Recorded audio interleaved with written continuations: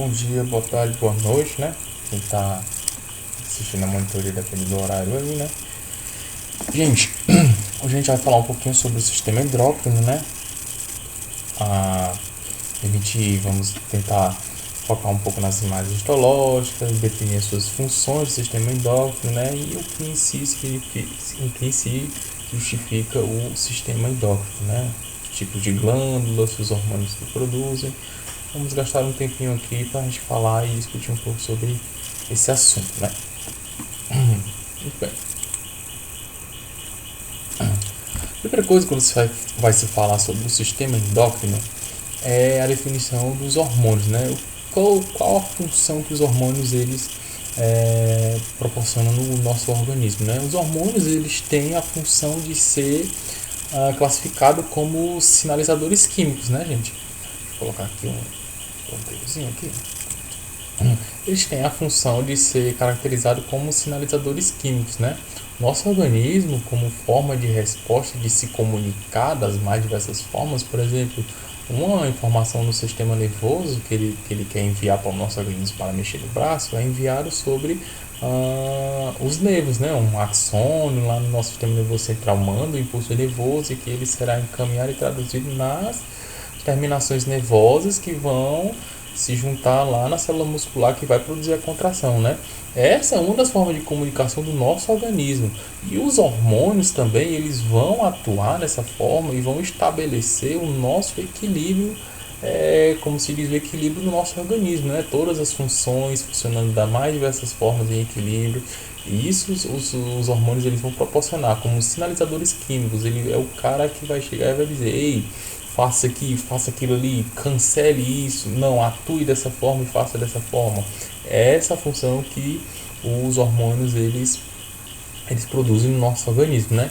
E claro, os hormônios eles são produzidos pelas células endócrinas, né? Como vocês viram, temos as glândulas exócrinas e as glândulas endócrinas, né? As glândulas exócrinas, o seu produto de secreção, ele é jogado nos ductos, né? E nesses ductos são encaminhados para um órgão de cavidade oca, uma cavidade úmida, né? Ou seja, essa é classificado como glândulas e células exócrinas, né?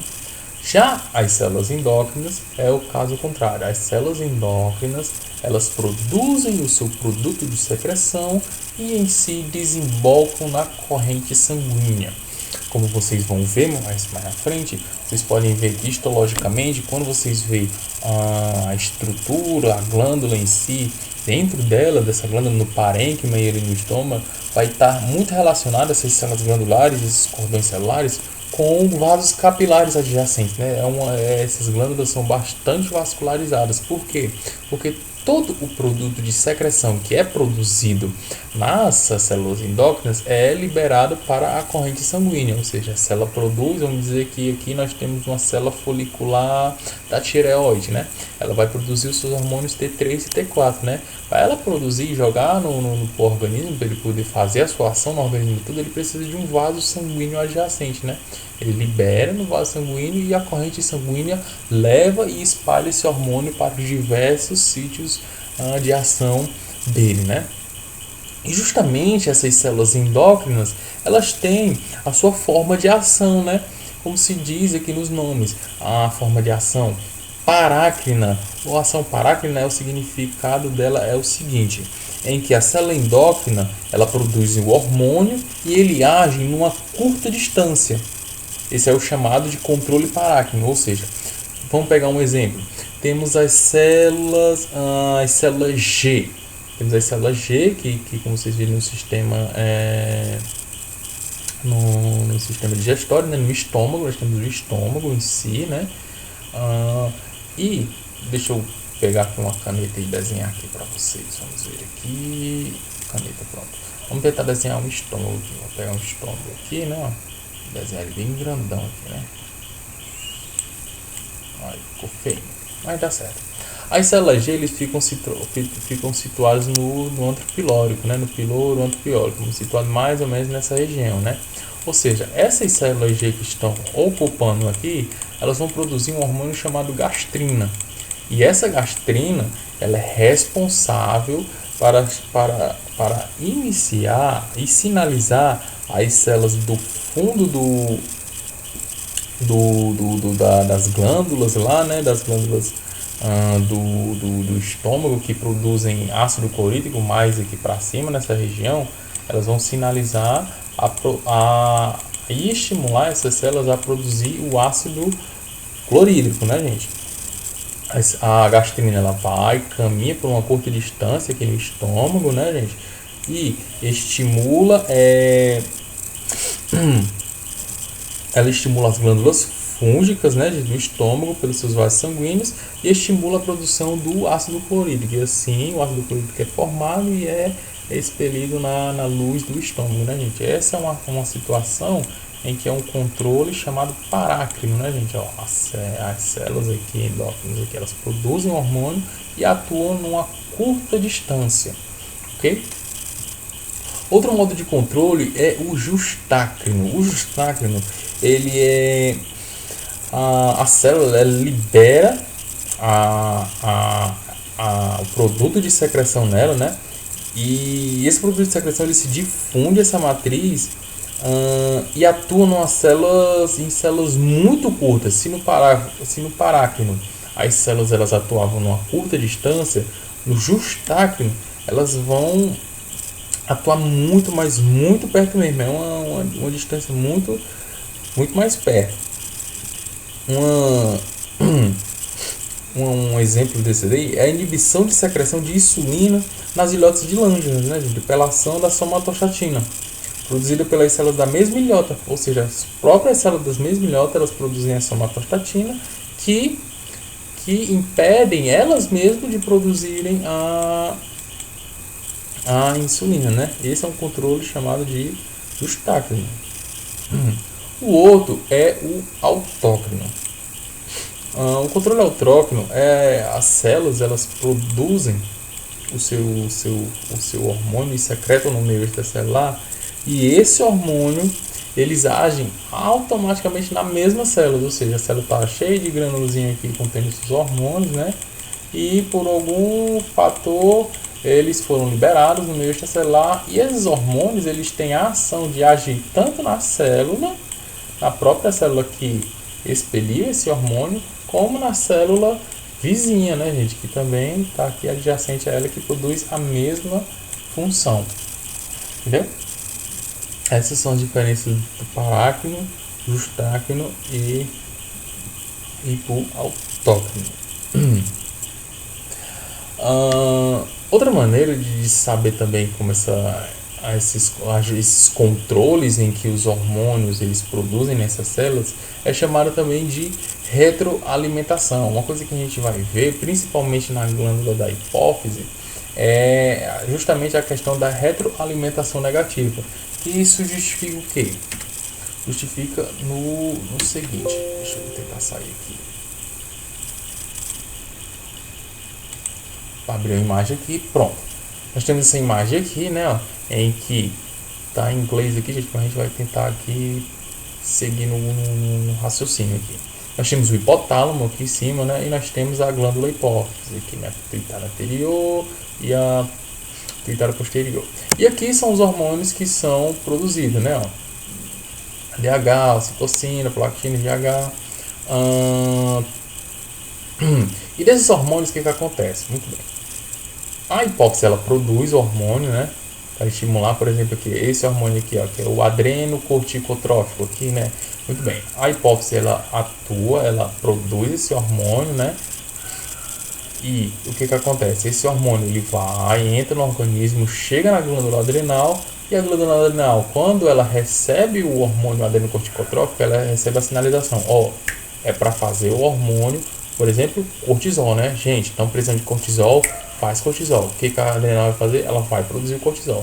Dessa maneira, quando ela começar a produzir o cortisol, o que vai acontecer? Esse cortisol vai entrar na corrente sanguínea e vai se disseminar por todo o organismo para fazer a sua ação, né? Dessa maneira, quando esse hormônio chegar na corrente sanguínea em níveis já desejáveis para não exceder o nível de cortisol, o que vai acontecer? Esse mesmo hormônio, cortisol, que vai chegar na corrente sanguínea, vai chegar tanto no hipotálamo quanto na hipófise, e ele vai fazer o quê? Ele vai fazer um feedback negativo. Ou seja, ele vai dizer o quê? Na hora que esse hormônio entrar na membrana dessas células e se comunicar com elas, o que elas vão fazer? Ele vai cancelar a produção desse hormônio adrenocorticotrófico aqui. Dessa maneira, o que vai acontecer? A hipófise vai parar de produzir o hormônio adrenocorticotrófico, e a adrenal para também de produzir o cortisol. Como o cortisol vai estar sendo utilizado no organismo, ele vai sendo utilizado e vai se degradando. Dessa maneira, quando os níveis de cortisol baixar e o organismo necessitar de uma nova leva de cortisol, o que vai acontecer? O hipotálamo e a hipófise vão receber novos estímulos. Como não tem o cortisol para me cancelar, ou seja, eu vou ser estimulado e vou produzir mais o hormônio adrenocorticotrófico para estimular a adrenal e assim difundir o cortisol para o organismo e necessitar uma nova leva de cortisol. Assim funciona para o hormônio estimulador da tireoide, para produzir o hormônio T3 T4, o FSH, que é o hormônio folículo estimulante, o LH, o hormônio luteinizante, e assim em diante. Dessa maneira, se caracteriza pelo retroalimentação negativa, né, gente? Ele retroalimenta, ou seja, a hipófise produz o ACTH que estimula, e o cortisol ele anda no nosso organismo e cancela tanto o hipotálamo como a hipófise, assim mantendo uma retroalimentação negativa, ok?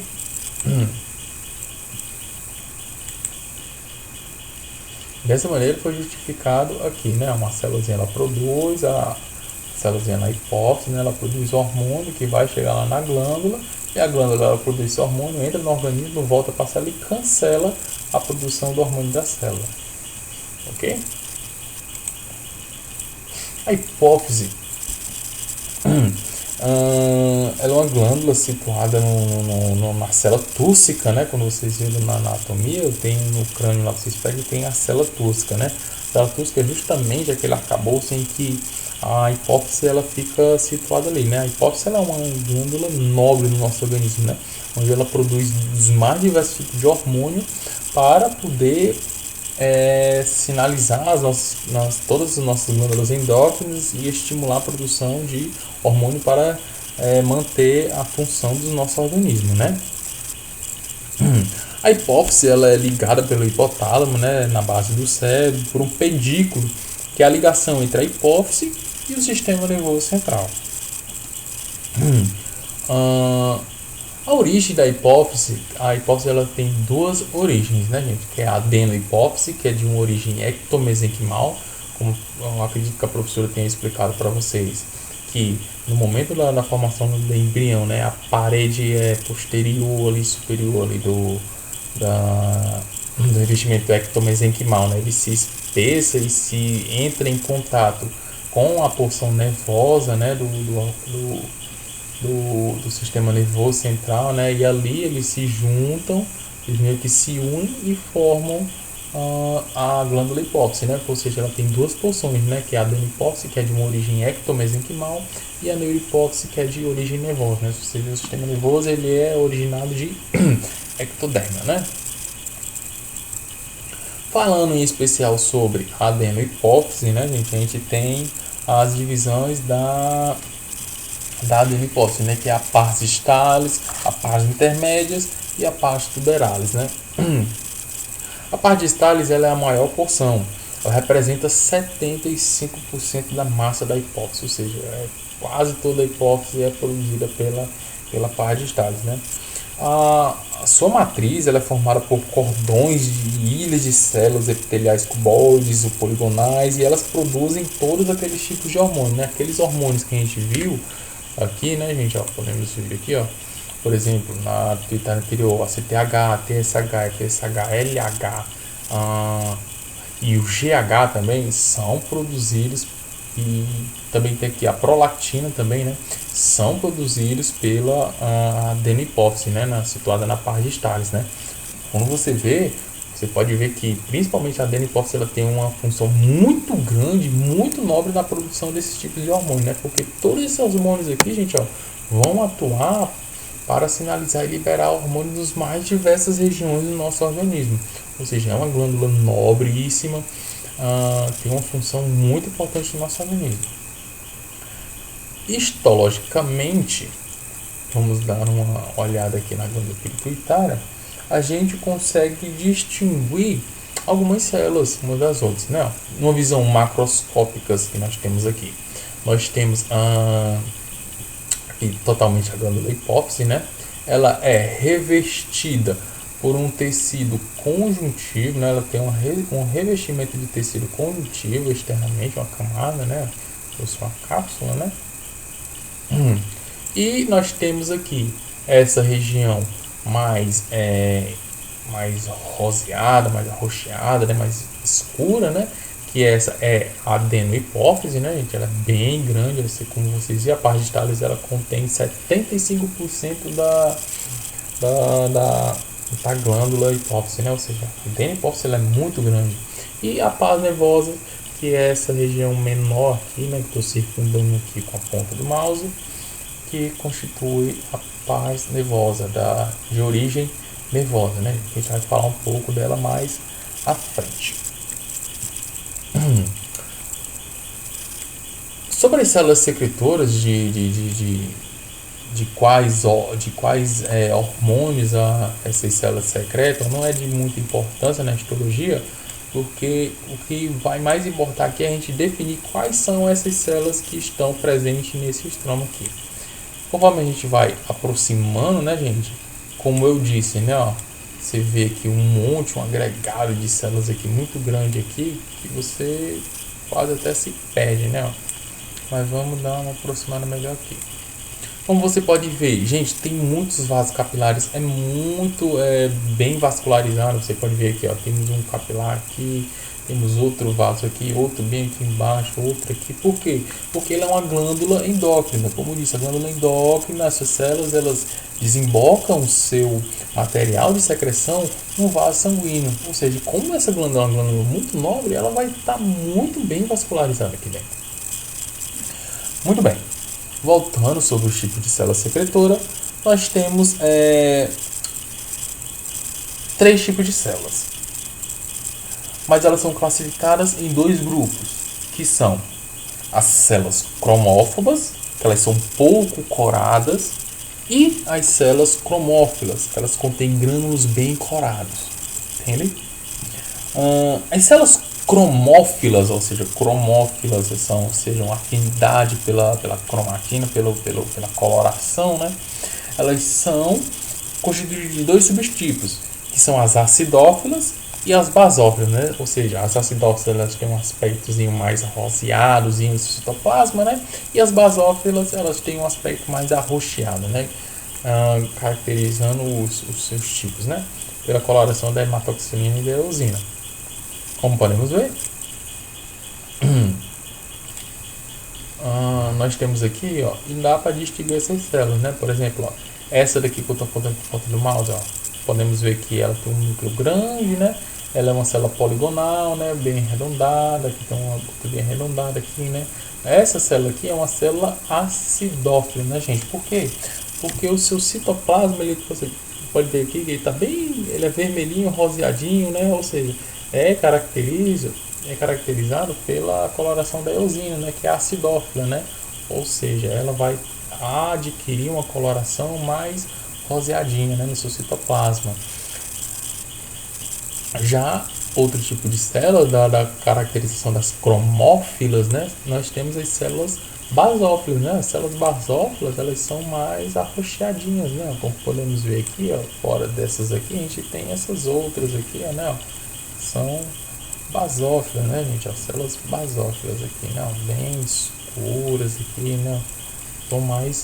Um tom bem mais basofílico, né, gente? Como vocês podem ver aqui. É uma diferença muito grande de uma célula acidófila e de uma basófila. E nós temos as células também que não se coloram fracamente pelos corantes, né? Que são as células cromófobas, né? Fobia da corante, né? Ou seja, quando vamos pegar aqui uma célula, por exemplo, olha essa daqui, ó, nós temos aqui uma célula cromófoba, né? Ela é bem clarinha, quase não foi colorida, né? Não impregnou o corante nela, né? Ó. Vamos procurar outra célula cromófoba aqui, ó. Tá aqui outra aqui, ó. Uma acidófila, né? Ó. Tá aqui as três bem enfileiradas. Esse aqui é um ótimo exemplo para a gente pegar. Tá aqui. Nós temos uma acidófila aqui na esquerda, no meio uma cromófoba, olha aqui no meio uma cromófoba, e na direita nós temos aqui duas basófilas aqui, né? Duas células basófilas, uma cromófila e uma acidófila. E assim caracteriza assim a adenopófise na paz de Stales, né? Como diz aqui no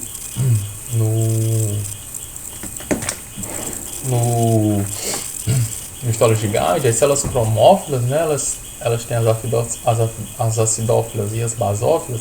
As acidófilas aqui diz que produzem os hormônios de somatotropina, que é o hormônio do crescimento, de GH, né, e alguns hormônios estimulantes da prolactina, né. As células basófilas, elas produzem alguns corticotróficos, né, alguns tireotróficos e gonadotróficos, né, como aqui diz no História de Gade. No Junqueiro, eu acredito que ele explica num resumozinho que tem situado nas páginas lá. Ok? Vou voltar aqui para o slide. Em seguida, temos a pars intermédia e a pars tuberalis, né? Vamos ver aqui, ó. A gente definiu aqui como a pars distales como constituindo 75%, ou seja, todo esse aqui são constituídos de pars distales, toda essa região aqui. A pars tuberalis é uma região em forma de funil que cerca o infundíbulo da neurohipófise. É uma região importante em animais que mudam de hábitos em função da estação do ano, ou seja, animais hibernantes. Ou seja, no ser humano, como no ser humano não é um animal hibernante, ou seja, não há a pars tuberalis na glândula hipófise. Dessa maneira, o que resta é a pars intermédia, né? Que é essa região aqui intermediária, já está dizendo o nome, né? Intermédia, que é intermediário a adenopófise da neurohipófise.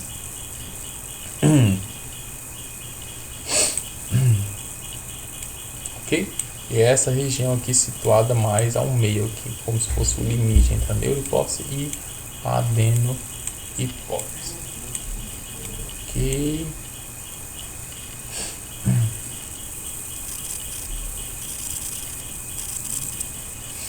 Falando agora sobre a neurohipófise, né, gente?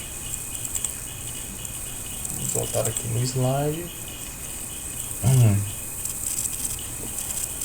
A neurohipófise ela consiste da pars nervosa, né, gente? Pars nervosas, ela constitui a neurohipófise, né? Que, diferentemente da adenopófise, né, ela não contém células secretoras, ou seja, a adenopófise ela contém as células secretoras e a neurohipófise não contém células secretoras. O que ela contém? Ela contém axônios, vários axônios, inúmeros axônios, e também contém muitas células gliais, como a gente podemos ver aqui na imagem, né? Vamos abrir aqui a imagem e dar uma olhada aqui, ó, como você pode ver, ó. Há aqui uma diferença muito grande celular aqui, né? Porque há nessa região aqui muitos axônios, né? Ó. E eles não são mielinizados, como a gente vê nos mais diversos organismos, como nos nervos ali, né?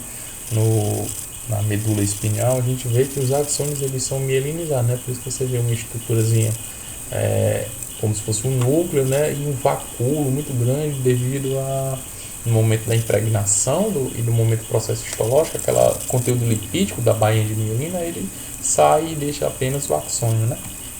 Mas aqui não. A glândula pituitária, os axônios eles não são mielinizados. E contém muitas células gliais aqui para dar o seu suporte aqui na neurohipófise, né?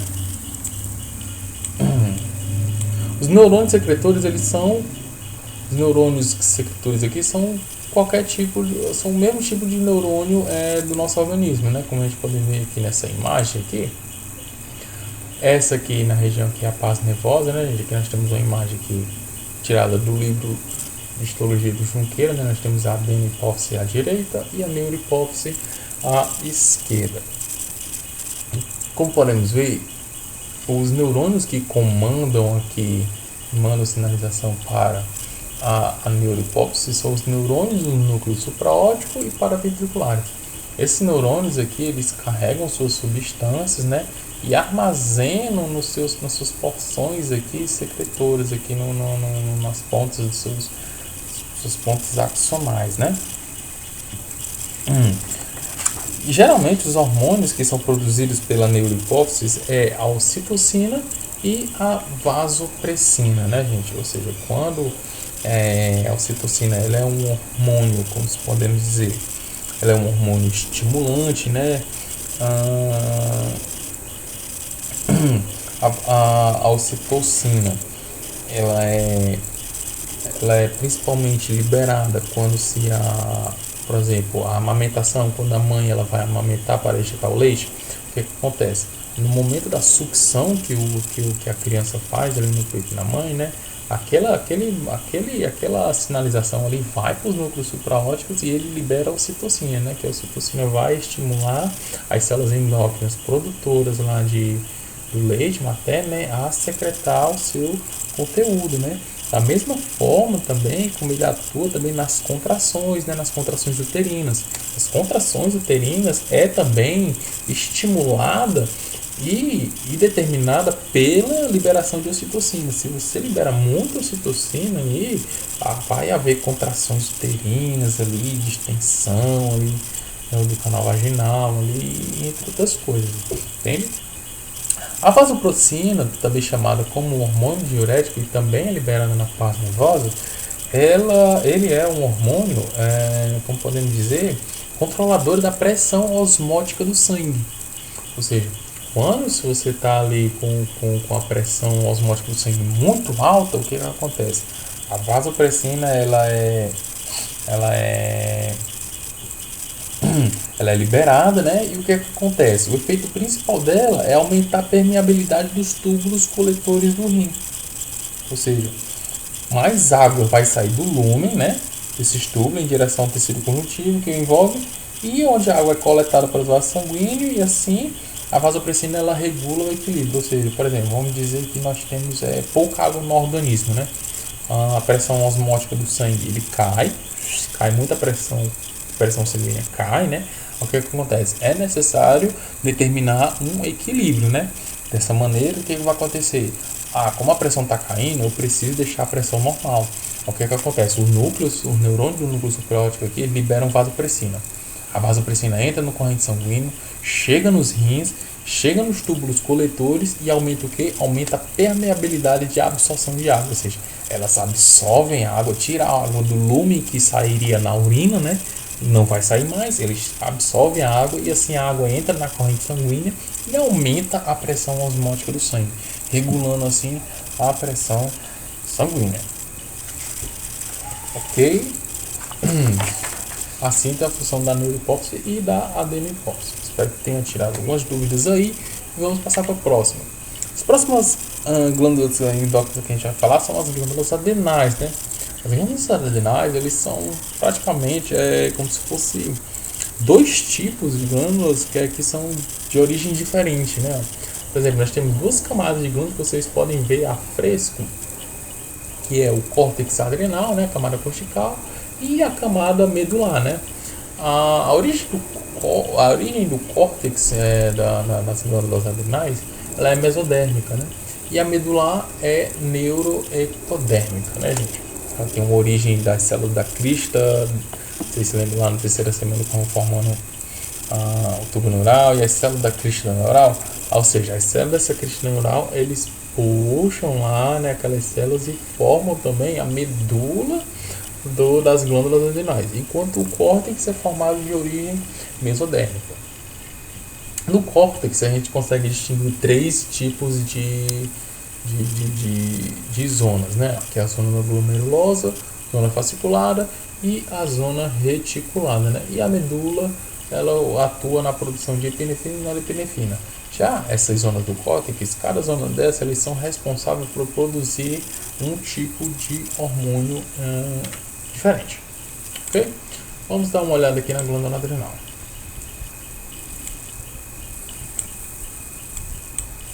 Aqui, vamos. Deixa eu ver aqui. Uma aproximada.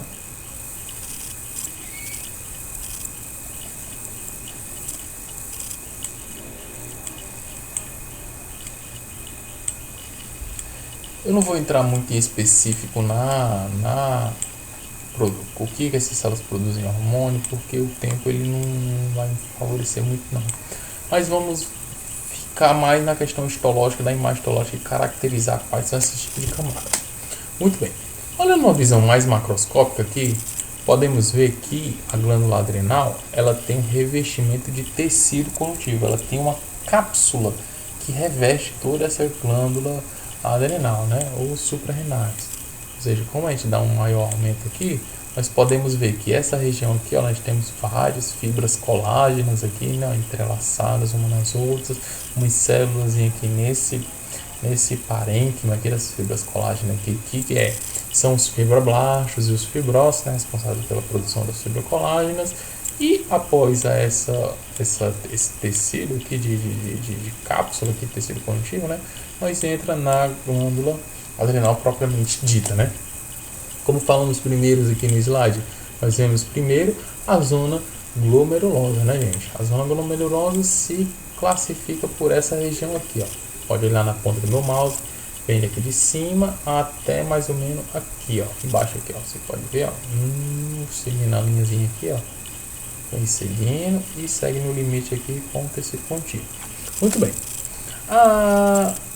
A zona glomerulosa, ela tem essa região aqui caracterizada porque suas células, elas formam como se fossem umas alças aqui, né, ó. Elas têm umas alçazinhas, né, ó, como se fosse uma alçazinha. Sobe, desce, sobe para cima, desce. Aqui, ó, sobe, desce, tá vendo, ó? Essa, cara, você consegue perceber da zona glomerulosa aqui, caso a professora peça numa questão de prova, né? Aqui zona é essa daqui, ó.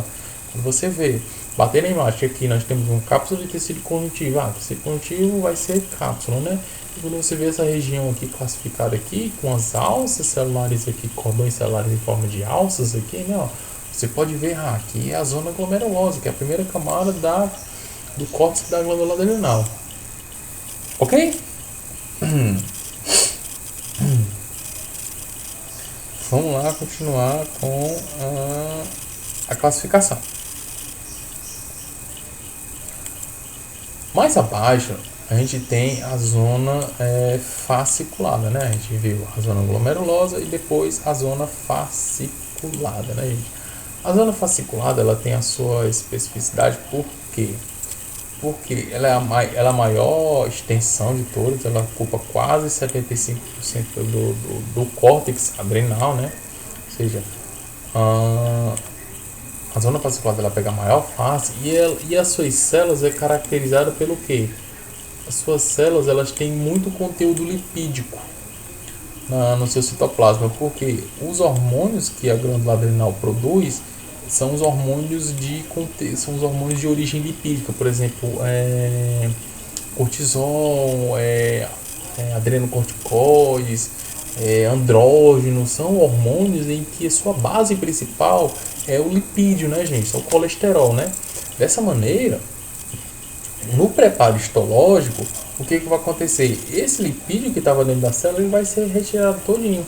Dessa maneira, como você pode ver nessas imagens aqui, ó, você vê o núcleo, né, e a delimitação do citoplasma da célula, e você vê pequenos vacúolos, branquinhos, né, ó, esvaziados aqui, e dentro tinham conteúdos lipídicos aqui dentro para a produção dos seus hormônios, né, ó. Como você pode ver, que aqui na zona glomerulosa não tem tanto esse mesmo aspecto, né, gente? Ela é um aspecto, a célula ela é mais acidófila, o citoplasma é bem mais corado, né? Enquanto aqui na zona fascicular, o seu citoplasma ele é repleto de vacúolos aqui vazios, né? que antigamente tinham conteúdo lipídico, né? E a disposição dessas células são em forma de, o nome já próprio diz, fascículos, né? Como se fossem estirões, cordões de células, né? Você pode ver aqui, ó, pegar um aqui, ó, ele vem como se fosse um cordãozinho, ó, único. Não faz alça como na zona glomerulosa. Na zona fascicular ele faz alguns cordões, ó, tá vendo? Fazendo alguns cordõezinhos. E você vê macroscopicamente que esse conteúdo aqui da zona fascicular ele é bem mais claro do que da zona glomerulosa, né? Há uma clareza maior aqui, né? Um apagamento maior, né? E após a zona fasciculada, nós temos a zona reticular. A zona reticular ela é uma das menores zonas comparada do córtex adrenal, né? Ela é uma região também formada de células bem uniformes, né? E o seu citoplasma dessas células, eles são bem corados, né? Você pode ver, ó, que em comparação com a zona fasciculada, que as células são pouco coradas no seu citoplasma, a zona reticular, ele é bem corada, né? Aí como saber, Luca, que isso aqui eu não posso confundir a zona glomerulosa com a zona fascicular? Por quê? A zona glomerulosa ela faz alças, né? Já a zona reticular não, a zona reticular ela vem como se fosse cordões também, né? Quase igual com a zona fasciculada, né? A zona reticular quase se assemelha da zona reticular, mas o que acontece? O seu citoplasma ele é bem corado, ele é bem denso e bem corado, ok? E por fim nós temos a camada medular, né? A camada medular são células globoides aqui, né? Bem arranjadas umas entre as outras aqui, né? Vocês podem ver, ó, como são células arranjadas aqui, são grupos celulares, né? Eles vão formando vários grupos celulares aqui distribuídos em meio a um parênquima aqui, né? Várias células aqui, ó, diversos tipos aqui, ó, elas formam como se fossem grupos aqui, né? Ok? E assim dá para caracterizar as camadas da glândula adrenal.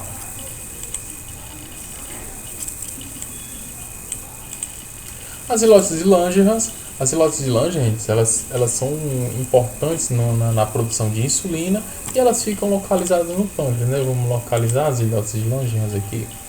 A gente vem aqui, o pâncreas, tá aqui o pâncreas. E vamos achar as ilhotas. Dá pra ver um monte daqui, né, macroscopicamente. Pronto, aqui ó, deixa eu dar uma aproximada aqui pra ver se é verdade mesmo. É verdade mesmo, é verdade. Pronto. Aqui na vista macroscópica dá pra gente ver o pâncreas, né, ó. Principalmente o pâncreas ele é uma glândula mista, né, ele é tanto exócrino como endócrino, né. Ou seja, os ácidos serosos do pâncreas eles produzem todos os tipos de enzimas digestivas lá para desembocar no intestino, né, gente, digerir a comida, o alimento. E o pâncreas também tem a sua porção endócrina, que é responsável pela produção de insulina, né, glucagon e outros tipos de hormônio. Que são responsáveis pela essa produção desses hormônios são as ilhotas de Langerhans. Se vocês verem aqui, ó, a gente dá uma aproximadazinha aqui, né, ó, para poder ver as ilhotas de Langerhans e a gente vê o seguinte, que há vários aqui, um mar de ácidos serosos aqui para produzir as mais diversas enzimas pancreáticas aqui, né? Mas há um conjunto agregado de células aqui em que eles são pouco corados, né? Eles não são tão basófilos quanto os ácidos serosos aqui, né? Você pode ver que eles formam como se fossem cordões aqui, né? Como se fosse um novelo, né? Ó, um novelozinho. Você pegasse uma linha e enrolasse ela todinha nela mesma, assim, fizesse um novelinho. Essas são as ilhotas de Langerhans, né, gente? Você pode ver que ele tem um aspecto diferente dos ácidos, não é como os ácidos fossem uma rodinha aqui de células, né? Eles têm um aspecto mais disforme, mais cordonal, né? Ele é uma glândula cordonal nas ilhotas de Langerhans. Olha aqui uma bem grande aqui, ó. Vamos aproximar mais perto aqui para a gente ver a diferença de uma ilhota de Langerhans com um ácido seroso. Esperar carregar aqui rapidinho.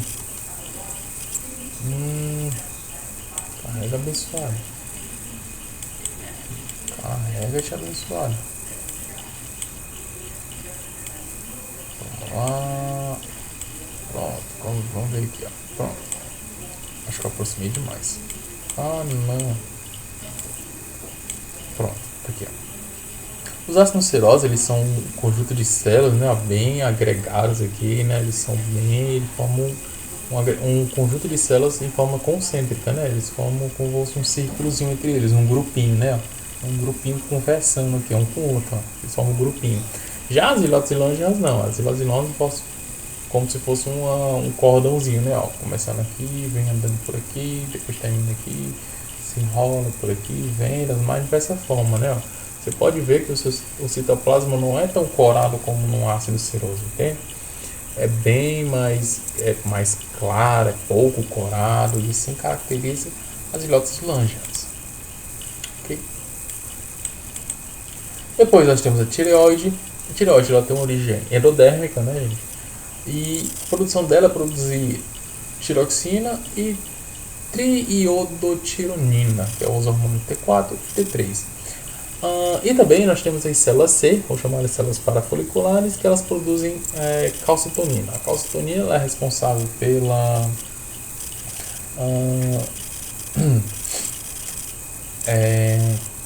meu Deus do céu, me deu um branco agora na produção da calcitonina. Calcitonina, eu acho que ela diminui, ou se não me engano, ela diminui os níveis.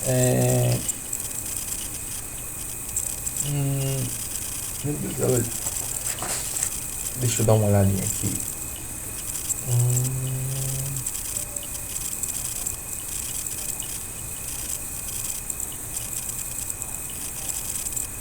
Pronto.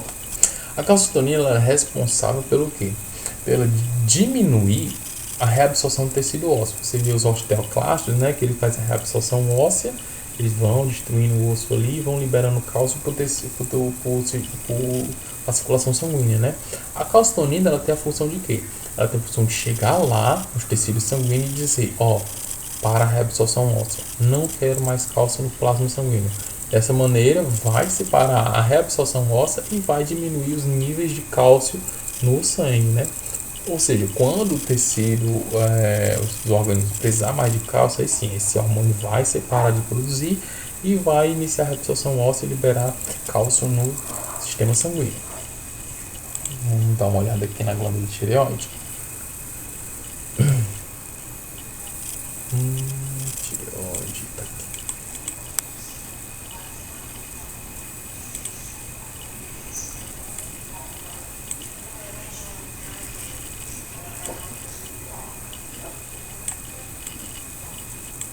Vamos dar uma região mais densa aqui do tireoide. Não demais. Então, aqui. A tireoide, como a gente pode ver, ela também é um órgão revestido por tecido conjuntivo, né? Ele tem uma cápsula de tecido conjuntivo e que essa cápsula ele envia septos para dentro do parênquima da glândula tireoide, né? Como você pode ver aqui, ó, ele vem revestindo aqui por fora, né? E vai entrando aqui por dentro, né? Ó. Ele quer um septo que ele entra e vai se ramificando aqui dentro para garantir o suporte dos folículos tireoidianos, né? Dando uma aproximada maior aqui, nós podemos ver os folículos tireoidianos, né? Perdão. Você pode ver aqui, ó, que há um agregado aqui, uma substância bem densa e roseada aqui, né? Que é o chamado de colóide, que é o produto que é produzido por essas células foliculares aqui, ó, que circundam eles aqui. Você pode ver que ele é meio circular, né, arredondado, então um conjunto de células que, ó, circundam esse produto, né? Essas células são chamadas células foliculares, né, gente? Ó, você pode ver um folículo aqui com colóide, né? E esse colóide ele é usado para produzir os hormônios T3 e T4. Vemos outro aqui, né, com as suas células circundando, mais outro aqui, outro e assim sucessivamente. As células parafoliculares que produzem a calcitonina, eles não estão aqui, ó, compondo esse folículo aqui, mas eles estão adjacentes, eles são células soltas, ó, por exemplo, essas células que estão situadas soltinhas aqui, ó, sem estar participando de um folículo, eles são células parafoliculares, eles estarão produzindo ali a calcitonina, que vai agir no organismo impedindo a reabsorção óssea, ok? Tá. E depois, por último, nós temos as paratireoides, né? As paratireoides, elas são constituídas de 4 pequenas glândulas, né, que situam as partes superiores e inferiores da face dorsal da tireoide, né? Ou seja, fica atrás da tireoide, né? Essas glândulas paratireoides. Elas são células epiteliais dispostas em cordões, né?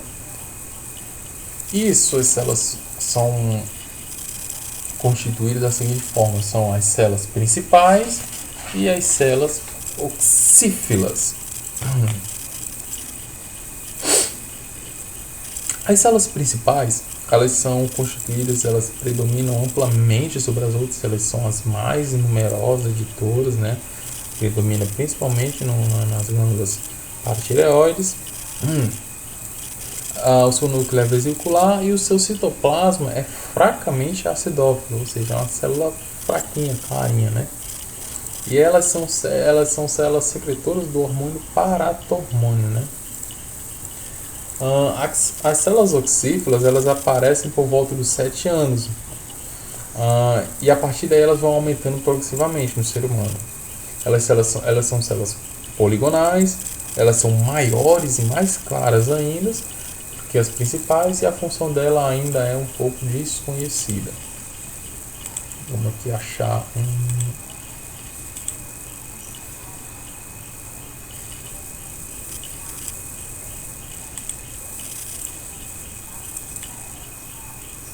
paratireoide está aqui.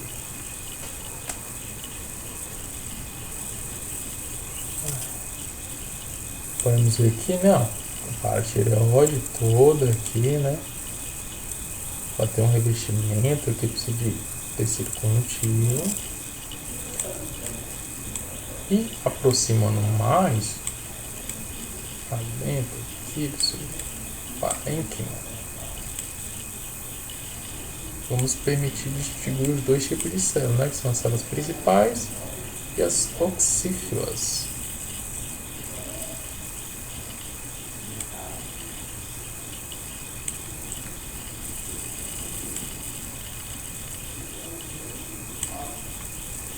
Vamos lá. As células principais são as mais numerosas, né? São geralmente aqui situadas nessas células aqui todinhas, né? Elas têm um citoplasma roseadozinho, né? Vocês podem ver, citoplasma bem rosinha, né? E as células oxífilas, elas são mais claras do que as células principais, né? São constituídas por essas células aqui, né? Podem ver todas elas aqui, né? Elas não são tão coloradas quanto as células principais, né? Que tem o seu citoplasma bem rosa, bem acidófilo, né? Olha aqui uma célula principal, essa aqui é uma célula principal. Uma célula principal, e essa daqui é uma célula oxífila, né? E assim caracteriza os dois tipos de célula na glândula paratireoide, né? Ele é bem vascularizado, como você pode ver, ó, tem muitos vasos sanguíneos aqui, principalmente para sua constituição. Ela é uma glândula endócrina, né? Precisa desembocar num vaso sanguíneo, né? Podemos ver aqui, ó, um revestimento de tecido conjuntivo, né, para formar uma cápsula aqui, né, revestir toda essa glândula e proteger ela, né? Temos o revestimento de tecido conjuntivo, né? Podemos ver aqui, né? Tecido conjuntivo todo abraçando essa glândula, né? E conferindo proteção a ela. Ok? Gente, era só isso. Espero ter tirado bastante dúvida do sistema endócrino de vocês. E o próximo monitor que eu vou dar para vocês será junto com o Rafael de sistema urinário, ok? Desejo a todos aí uma boa noite, bom dia ou boa tarde. E fiquem com Deus. Até mais.